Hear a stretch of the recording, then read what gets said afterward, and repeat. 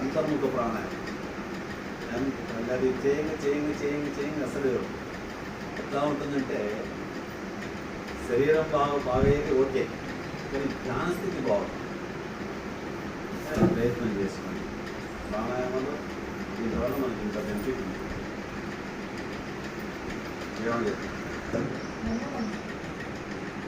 ఆయన ఎవరు? సాధారణ వ్యక్తి,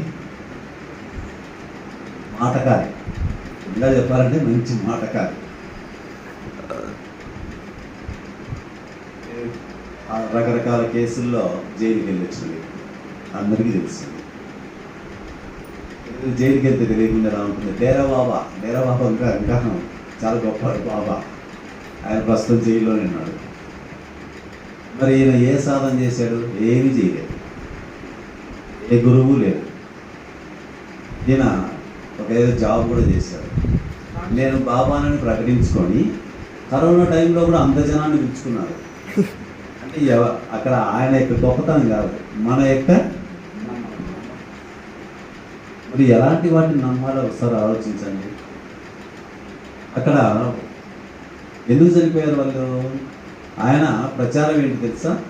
నా యొక్క పాదధూళి పవిత్రం.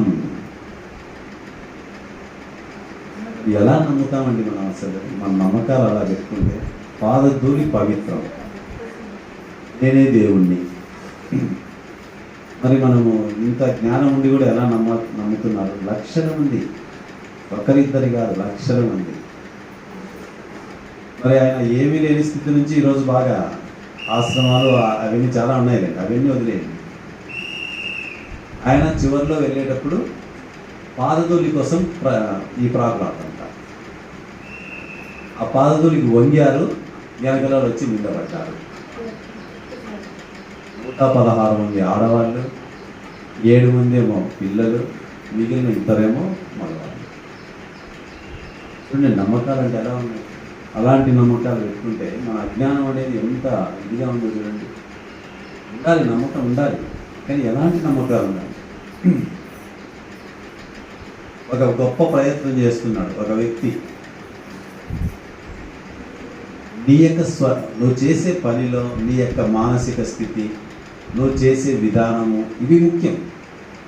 నువ్వు పూజ చేయాలి, దైవాన్ని చేసుకోండి, కానీ నీ నమ్మకాలు ఏదో తిథి నక్షత్రాలు చూస్తారు, ఓకే.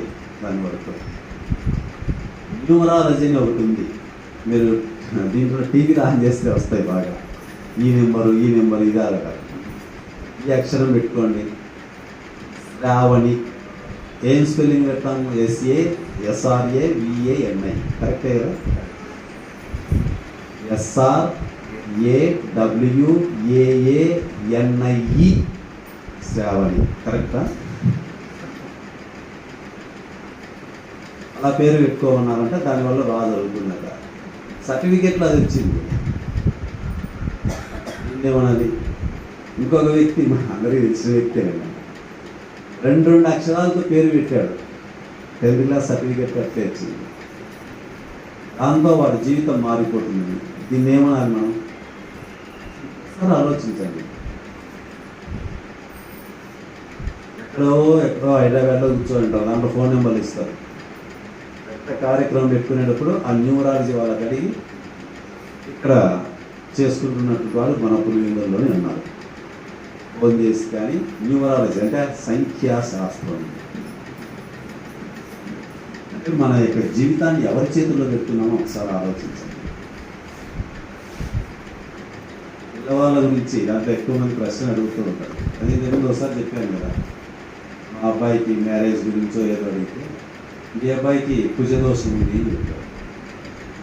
పెళ్ళి కావాలంటే చాలా కష్టము, కుజదోషం. పెళ్లి గురించి కాదు, మా అబ్బాయి జాతకం గురించి అడుగుతుంది. కుజదోషం ఉందమ్మా అమ్మాయికి, కాబట్టి మీ అమ్మాయికి ఇప్పట్లో పెళ్ళి అవకాశం లేదు. మా అమ్మాయికి ఆల్రెడీ పెళ్ళి అయిపోయిందండి అంటుంది. ఏం చెప్పారు అతనుగా? పెళ్ళి అయినా కూడా అంత సరిగా ఉండదమ్మా. ఎలాంటి వాటిని మనం నమ్ముతున్నాం ఒకసారి ఆలోచించండి. నేనేం చెప్తున్నానంటే అది మన తలలో పడితే, అలా మీరు వినండి, ఈరోజు కూడా వినండి కావాలంటే. 30వ సంవత్సరం వరకు మీరు ఎన్ని ప్రయత్నాలు చేసినా మీ అబ్బాయికి ఉద్యోగం రాదు.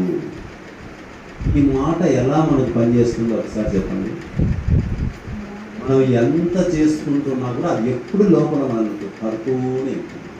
అంటే మనల్ని మానసికంగా నిర్వీర్యమైపోవడం. వాడికి టాలెంట్ ఉన్నా కూడా 2030 కూడా నాకు రావట్లేదు అంటే దరిద్రం.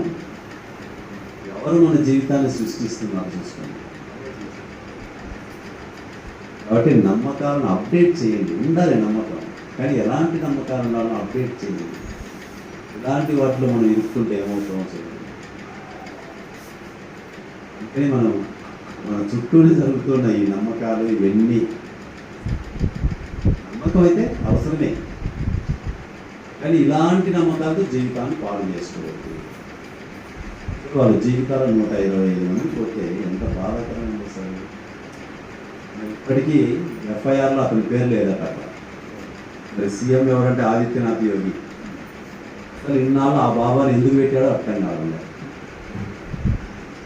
ఎందుకు పెట్టాడంటే ప్రజల్లో ఉంది, ప్రజల్లో ఆయన మీద దేవుడట. ఏం చెప్తుంది, మనం కూడా ఎలాంటి నమ్మకాలు ఉంచుకోవాలో మీరే ఆలోచించాలి.